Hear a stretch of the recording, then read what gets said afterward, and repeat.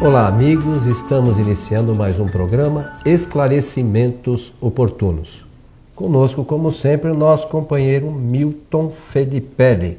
E aí, seu Milton Felipe, tudo tranquilo? Tudo bem, estamos prontos aqui para o nosso trabalho e desejar a todos os nossos ouvintes e espectadores que os bons espíritos nos ajudem sempre. O seu Milton, como temos feito, nos foi encaminhada a seguinte solicitação e vamos tentar ajudar aqui no entendimento dessa questão. E diz o seguinte: seria recomendável, em nome da doutrina espírita, realizar reuniões mediúnicas com presença de público? O que o senhor tem a dizer aí com esses seus quase 60 anos de estudo da doutrina espírita? Vamos alinhar algumas considerações. Em primeiro lugar, que entendo que a pergunta está sendo formulada com o firme propósito de saber se nas sessões espíritas, chamadas sessões mediúnicas, exercício da mediunidade, prática da mediunidade, comunicação dos espíritos, se essas reuniões no centro espírita deve contar com a presença do público, ou melhor, se nós devemos abrir a porta do centro para que o público assista às sessões mediúnicas. Está certo isso? Pelo que eu entendi, exatamente isso. Bom, no Espiritismo, nós passamos por várias experiências. E quando eu digo nós passamos, quer dizer, desde quando o Espiritismo surgiu, lá na França, e depois na multiplicação dos grupos espíritas, das orientações. Kardec escreveu sobre a organização, funcionamento e direção das reuniões espíritas. Foram vários os momentos que nós tivemos e nesses momentos passamos por experiências as mais diversas, reuniões com a presença de público e também sem a presença de público. Ao longo do tempo foi-se aprendendo que a melhor forma de se organizar, de se realizar as reuniões, chamadas reuniões mediúnicas, é fazer no reduto fechado, com médiuns, o dirigente e os médiuns, porque, via de regra, no centro espírita bem organizado, são as seguintes os tipos de sessões que existem na casa espírita. A reunião de estudos práticos, eu já explico já o que é isso. Estudos práticos, de reunião de experimentação mediúnica, reunião de doutrinação ou conversação com os espíritos que sofrem e reunião com os espíritos obsessores. E mais uma que são reuniões de instruções, que Kardec chamou reuniões instrutivas. Eu posso rapidamente explicar cada uma delas? Eu acho que assim vai ficar melhor de nós comentarmos. As chamadas reuniões de estudos práticos são aquelas em que vai se fazer uma apreciação, uma observação dos tipos mediúnicos que os médiuns revelam ou não revelam, porque se não aparecer nenhuma revelação, indício, rudimento de um mediúnico na prática, se considera que ali não existe nenhum médium intermediário dos espíritos. Então, esse é um tipo. Então, uma reunião de observação, está de acordo com o critério de Kardec.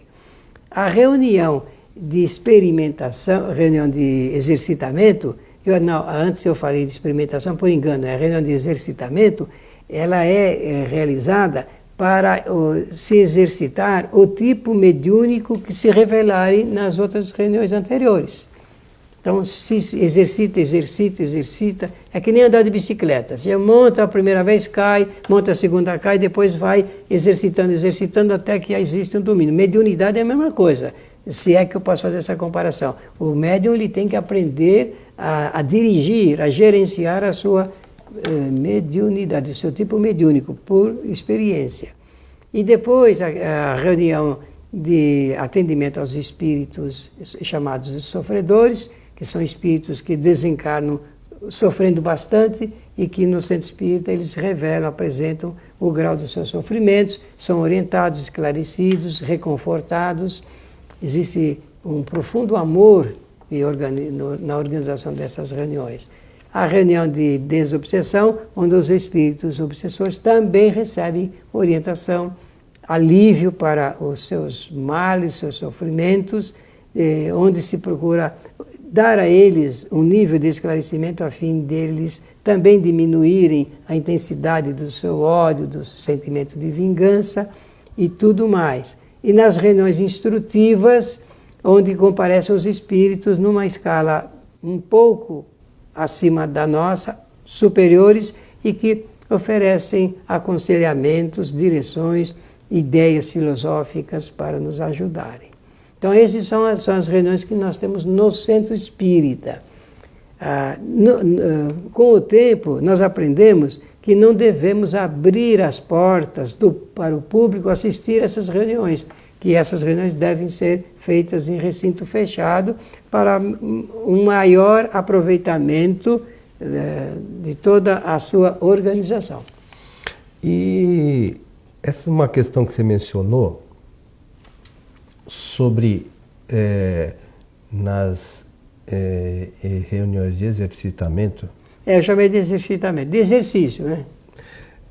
O médium vai aprender a dominar a sua faculdade. Explica para nós como é que é isso. Pois não. Porque a gente vê algumas manifestações, às vezes, por intermédio de médiuns, às vezes aparece na TV e tal, uma série de coisas que não tem muito a ver com a manifestação no centro espírita, né? Foi boa a lembrança. É que eu deixei passar a reunião de educação do médium.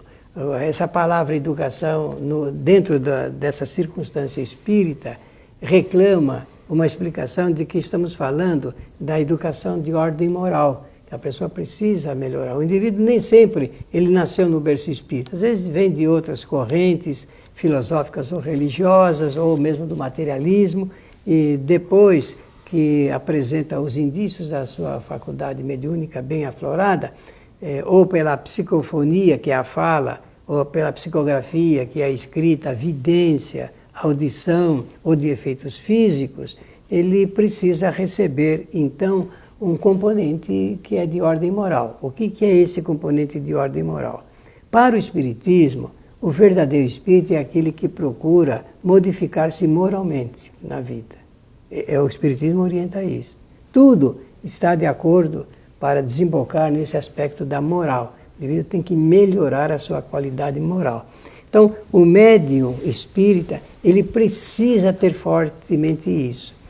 Como você pediu para explicar o controle que o médium tem que ter da sua faculdade, como ele deve gerenciá-la, significa, por exemplo, que se o médium, numa reunião de experimentação, ele revelar indícios da psicografia, ficar flagrante isso, que um espírito, através dele, escreve, ele precisa exercitar bastante, porque é com o tempo que ele vai poder dominar, porque o espírito projeta os seus pensamentos junto aos pensamentos do médium e ele escreve.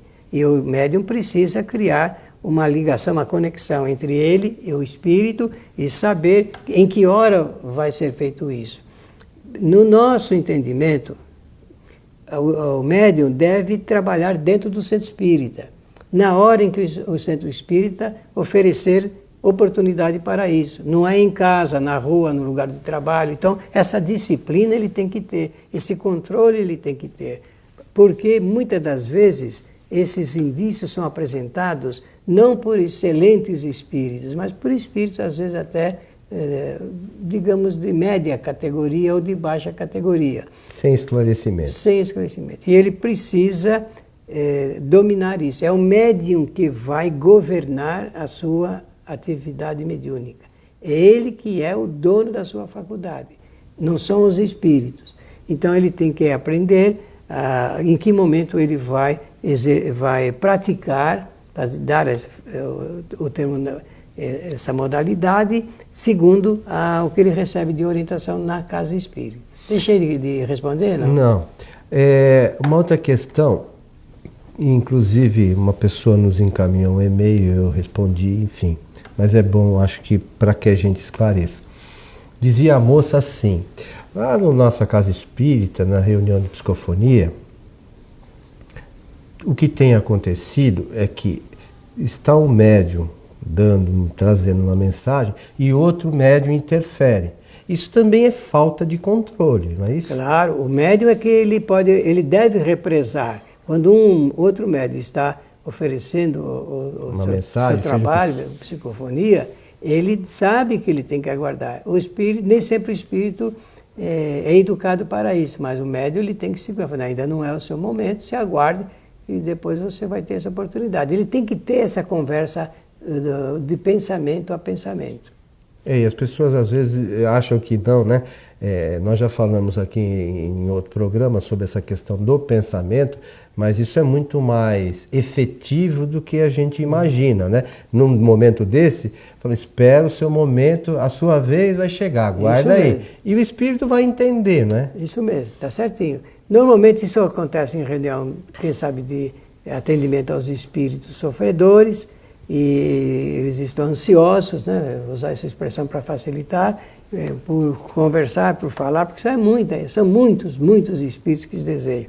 E também de lembrar que quando um espírito ele está oferecendo a sua comunicação, sua manifestação, a sua mensagem, uma quantidade grande de outros espíritos a ele conectados estão, por extensão, participando daquele momento e recebendo de volta as orientações que são dadas para aquele espírito ali. Então, nós não temos ideia da quantidade de espíritos que são beneficiados em uma reunião de atendimento dessa natureza. Então, mas é que boa parte das vezes, nessas reuniões, por exemplo, que a gente chama mais comumente da desobsessão, nós auxiliamos, por exemplo, está se atendendo o espírito, orientando.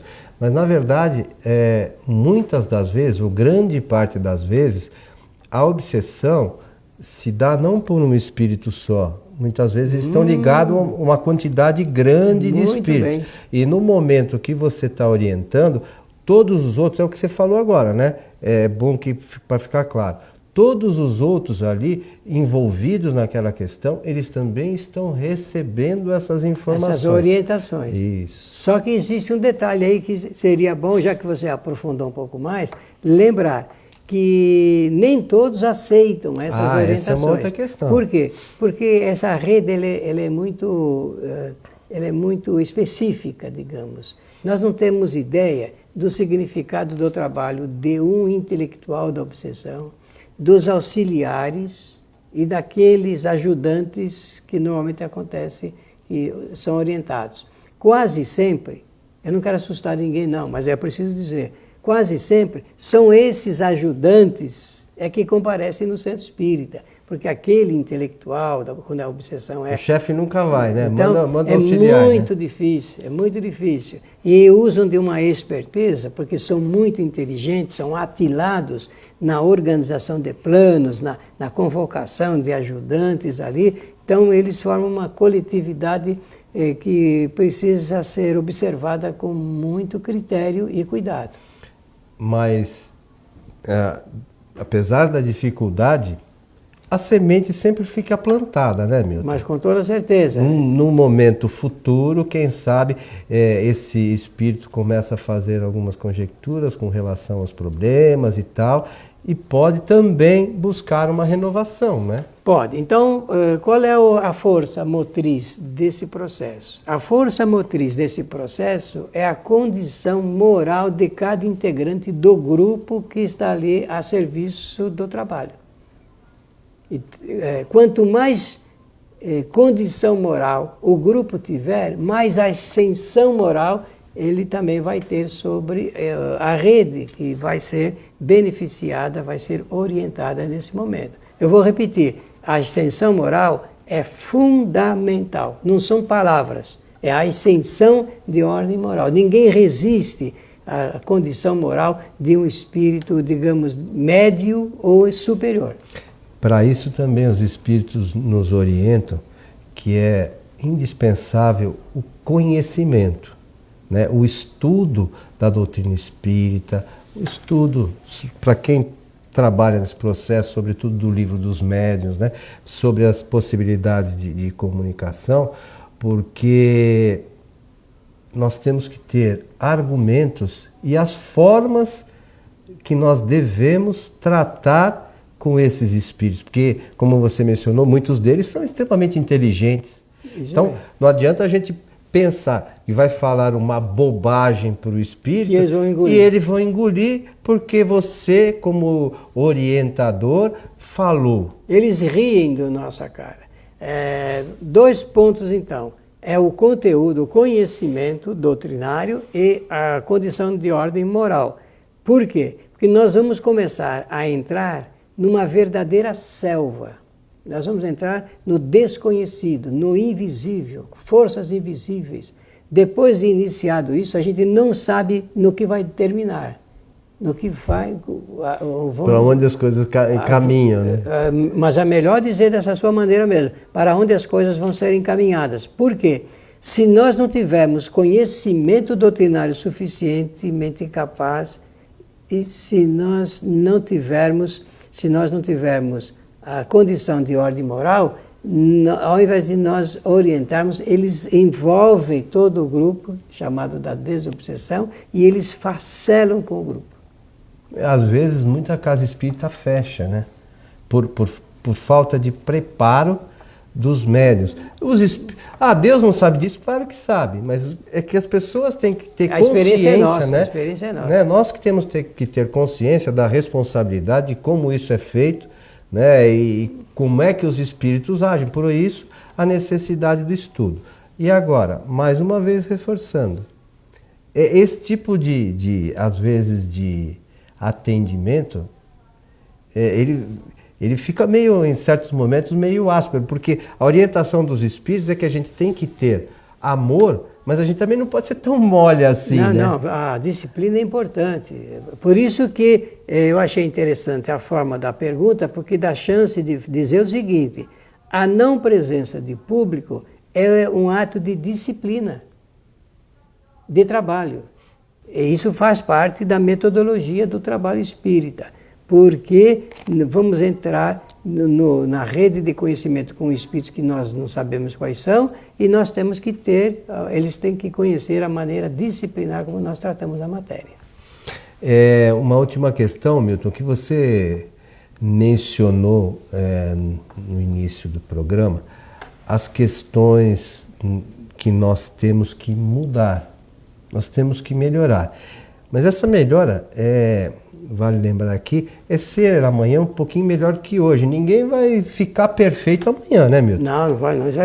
Isso é paulatinamente. Nós temos que tomar cuidado, porque não existe, eu vou usar uma expressão tentando corrigir uma falsa ideia que existe no meio espírita. Não existe reforma moral. O homem não se reforma moralmente como se reforma uma casa. Então, existe uma renovação de ordem moral que vai se acrescentando, vai se somando ao longo do tempo. Para isso, Coelho, lembrar aqui no final, finalizando a minha parte, de que o Espiritismo propõe esse trabalho de renovação segundo o conteúdo que está num livro espírita chamado O Evangelho segundo o Espiritismo. É excelente, porque Kardec fez um estudo lembrando os ensinamentos morais de Jesus de Nazaré. Muito bom, meu amigo Milton. Então estamos chegando ao final. Você já finalizou sua parte, suas despedidas então para os nossos amigos. Que os bons espíritos nos ajudem sempre, sempre, sempre.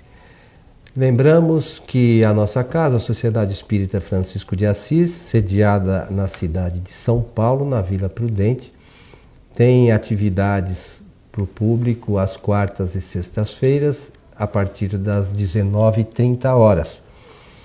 às sextas-feiras, nós transmitimos as nossas palestras públicas ao vivo pelo nosso site www.tvfraternidade.com.br.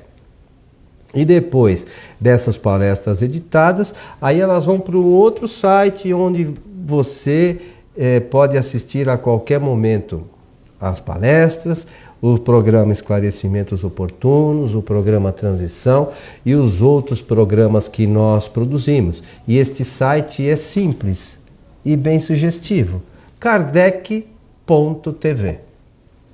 A você que esteve conosco, o nosso abraço e até o nosso próximo encontro.